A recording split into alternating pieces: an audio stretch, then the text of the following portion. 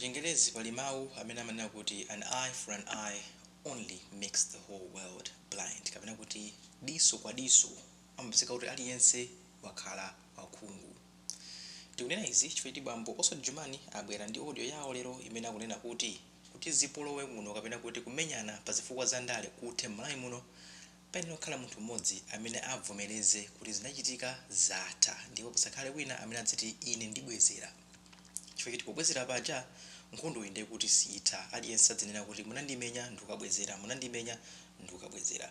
Ndiye mukuona kwawo Oswald Jumani akuona kuti munthu amene akuyenera kugonja pa nkhani yonseyi ndi chipani cha Democratic Progressive Party DPP. Oswald Jumani akunena chifukwa kuti anthu azimenyana muno Malawi amene adayambitsa zonsezi ndi achipani cha Democratic Progressive Party ndi anyamata awo amene amachita kuti makadeti.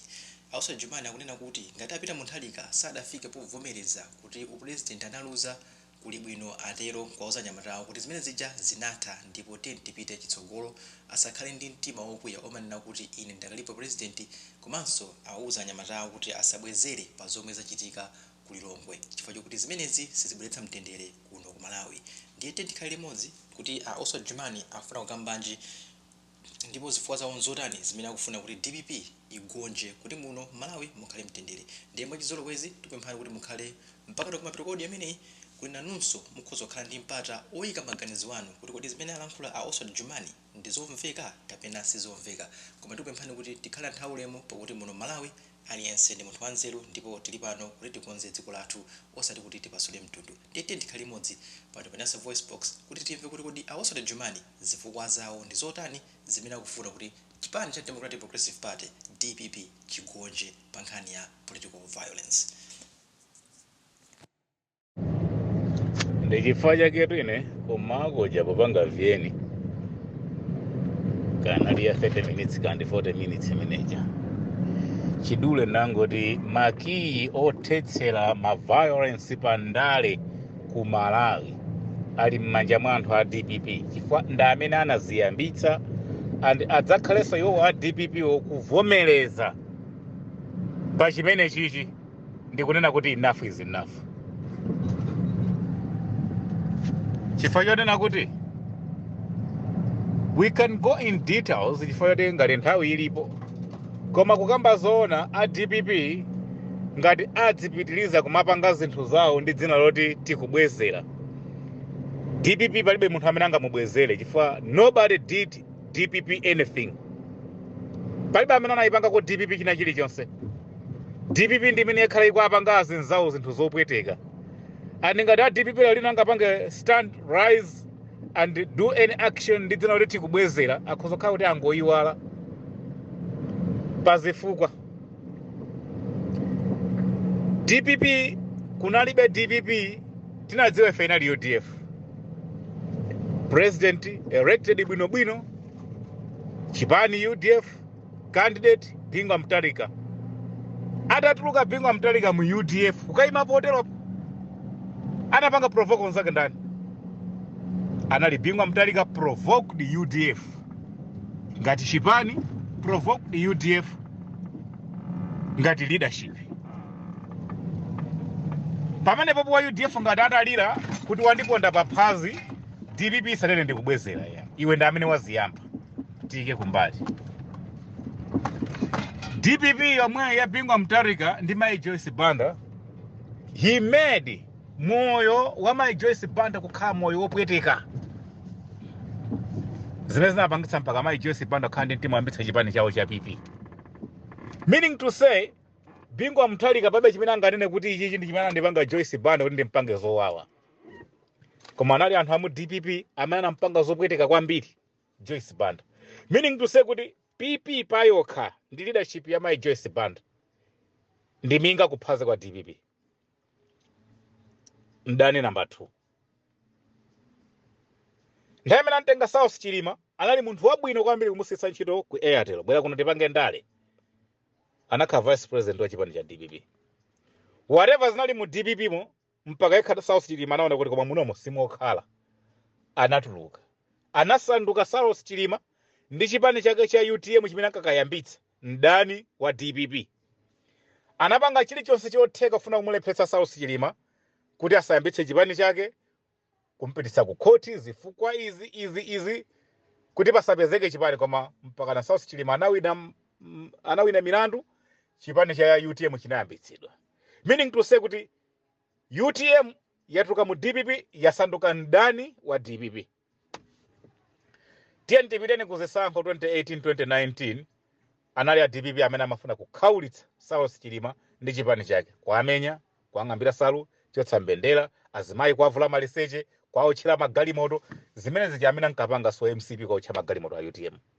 It was DPP. And zilipo maumboni oonekera kuti anyamata wa DPP akuipanga UTM, anyamata wa DPP akuipanga PP, uyu anali Bingwa Mtalika kuipanga UDF. Zimenezo tizisiye. Zitangodziwika kuti zisankho zachibwereza kupita MCP ndi UTM ngati bunch, kupita UDF ndi DPP ngati bunch ina. Zitangodziwika zimenezi, kampeni wachiwiri anthu ku Southern IMCP ndi UTM anamenyedwa. Zimene zinasanduka kuti MCP became mdani wake wa DPP ngati minga kuphazi. Mukazona zipani zimene tikuzitchula pamene papazi, UDF, PP, UTM, MCP, these are the major parties in Malawi. Ndi zipani zimene nthawi zonse zakhala zikupita mpaka kuzisankho. Zipani zimenezi zimene tikuzitchula kuti zakhalamo mboma, zipani zimenezi. And zipani zonsezi zakhalapo pa udani ndi DPP. And DPP kuti zikwanitsa kumadzimva zitho zoti mpana zikhozo kumayambitsa udani ndi wina aliyense, Bingwa Mtalika yekha anachita kulamula kuti ndikukupatsani udindo ndi mphamvu kuthana ndi wina aliyense amene azindinyoza ine. And Bingwa Mtalika anatitsimikizira kunena kuti elsewhere in the world chipani cholamula anyamata ake ndi amene amakhazikitsa discipline kuti president amene akulamula asamatukwanidwe chisawawa ndi mphemvu kunjako. But if that was true, if this is true, lero lino imene ikulamulira ndi MCP, ngati anyamata a MCP akuna kuti simungamantukwane chakwera, chifukwa chona kuti Bingwa anatiuza choncho kuti musadzalolere anthu ngati mphemvu azitukwana mtsogoleri wanu inu mulipo. Ndipo ntchito imene yesiya ine ngati president ndi zambiri zochita, inu anyamata muzipanga zimenezo kumeneko, muzithana nawo. Anaphunzitsa zimene ndani munthu amene matenga kuti anali wanzeru kwambiri mkayendetsedwe ndi kachitidwe ka zinthu pa Ndale ngati Bingwa Mtalika. He preached this to the public. Ngati lero lino wina akupanga anaziyambitsa ndani. Ndeti kamanena kuti it is DPP yomweyo asiye kukhala ndi mtima omwe kuti tikubwezera, sakubwezera. Anthu ndi amene akhoza kukhala kuti akuibwezera DPP zimene yakhala iko apanga. UDF ali ndi choti akhoza kuibwezera DPP. APP ali ndi choti akhoza kuibwezera DPP. UTM ali ndi choti akhoza kuibwezera DPP. IMCP ali ndi choti akhoza kuibwezera DPP. So DPP manena kungozindikira nasona kuti ndinafetsa mbewu yolakwika. I think I should humble myself. Kona kuti ine ndisakhala munthu kuti sindikulola, ndipo sindivomera, ndipo tibwezera, ndipo sizitheka. Akapanga choncho, palibe amene akuona kuti akhozobwerera mbuyo ndi kuvomereza zimenezo. This violence akanakhala ngati a DPP after zisankho za 2020 zachibwereza anavomereza kuti zichataluza zatha. Let's reconstruct our party, let's reunite, tikonzeni zinthu, let's move forward. Maso awo ndi kungoyika kuzisankho zimene zikuyembekezereka kusogoloko. I'm telling you, dziko la Malawi kanakhala dziko la mtendere. Palibe akanadzuka ndi kumakaononga zinthu za munthu wina. Koma you can see from that zisankho zafika lero, DPP yakhala in a denial. Yona kuti ife sitinaluze, and we are still ruling, we still power. Mudakali ndi mphamvu. Mukulamulira chipani, mukulamulira anthu anu anchipani.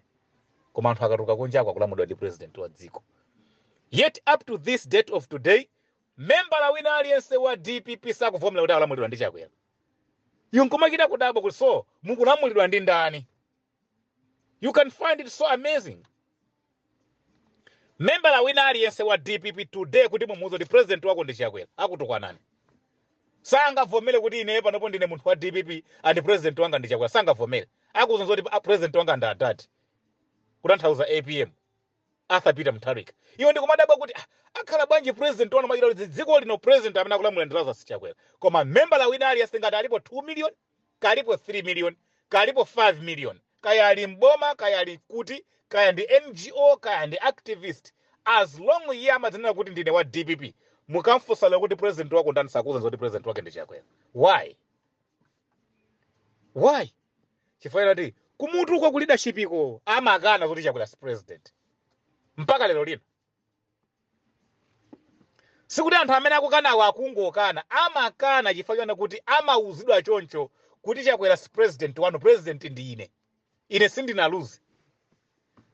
Musaone ngati kuti ma violence amene amapanga anthu pandale amakhala ongoyambikira ku constituency, kapena ku regional, kapena amakhala ku area, kapena ku branch, kapena ku district. Amakhala ma conflicts ona kuti pali wina wake wa ndevu zake bwino amene amapanga preach zimene zicha. Sangangozipanga achinyamata pa okhaokha. Mphamvu azitenga kuti awa pange defending that. So this denial ndimene kupangitsa kuti pasakhale kulolerana. Chifukwa amene amadzimva kuti ineyo naponderezedwa, naberedwa, ndipo ndidakalamulabe koma ali kunja, akhali ma conflicts. Amene sakulamula pakhala povuta kuti sizingatheke nyumba moti ine ndili mbambo ndiye ndidzivomereza zolankhula za munthu amene ali kunja. Takhati kumva wapakali alasayimba belu, wapakali alasayimba belu. Bingwa Mutharika chimene chinampweteka kuti asiye UDF akakhale ku DPP. Ndiona kuti nesindingakhale president, yet anthu adzikatenga malamulo kuchokera kwa Bakili Muluzi ndi dzina loti ndi chairman wa Chipani. What he did?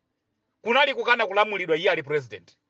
Lero lino zikufunika kuti anthu amene sali president adzilamulira dzikoli. Adzimveredwa, adziopedwa. Ndiye mpaka na Chipani ndi boma limene likulamula likhale finyo ndi boma limene linatuluka ndi anthu amene anatuluka kale mboma. Akakuli izi sizingatheke. Wina akwawana kungovomereza. Wayenera kungovomereza. For the past 5 years tikumva zoti chakwera atule pasi udindo, chakwera atule pasi udindo. Anthu ake odandaula kukhala anthu amodzimodzi. 5 years akufuna kuti chakwera atule pasi udindo. Osangovomereza kuti zachitika zatha, taluza, tiye tipangene reconstruct Chipani, tione kuti zisankho zimene zikubwera zizapanga bwino bwanji. Up to now, sako apanga addressing anthu ndi dzina lona kuti ife tinagonya chisankho cha 2020. Kulibe msonkhano unachititsidwa wa DPP owauza anthu kuti anavomereza kuti zisankho zimene zanaluza. Ndeti kamayembekeza kuti ma conflicts akuchitika ku Malawi, DPP ngati idzipitilira kumati ndikubwezera.